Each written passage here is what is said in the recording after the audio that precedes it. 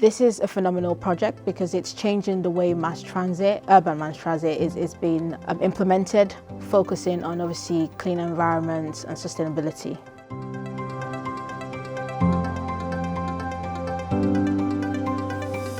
So FirstBus have what we call a net zero plan to reduce carbon emissions and become a zero carbon fleet by 2035. The flagship project was at Caledonia, Glasgow, where we started with 148 electric buses, and following the success of that, we've built upon that and we've now expanded into 7 other depots. This is a phenomenal project because it's changing the way urban mass transit is being implemented. It's a transformational change from the days of diesels and fuel buses and moving to 100% electrification. It's no mean feat. It requires a lot of dedication, planning, efforts, iterations as well, as we go along the project.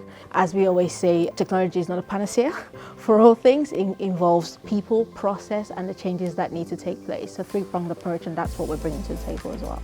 So at the moment, FirstBus is using our zero carbon fleet solution. Essentially what that does is managing the entire element from battery management to battery charging and management systems. So essentially that's not just the charging of the batteries, but also managing and monitoring them through providing telematics.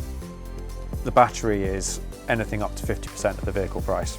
So it's a huge part of that investment. Where Hitachi Zero Carbon come in is we can help them access better capital, and actually a big part of the deal is that we are helping co-purchase those batteries with them. Part of the reason we're able to do that is because we are then putting on 2 layers of our software.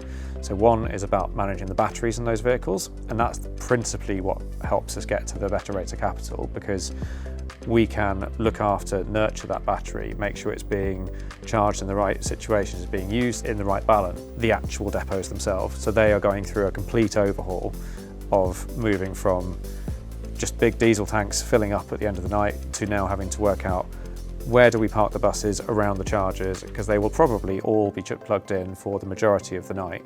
So it becomes a challenge of how do you manage the load across the site. Fundamentally, we are on the line to say we will have your buses ready in the morning. In terms of opportunities, the second party charging essentially allows other operators to come and leverage the pre-existing infrastructure that FirstBus has for their charging needs. For the other operators who are leveraging that, it means they don't have to build infrastructure because it already exists and they can leverage it. I think one thing that really stands out is the fact that we're building a blueprint here for sustainable mass transit in cities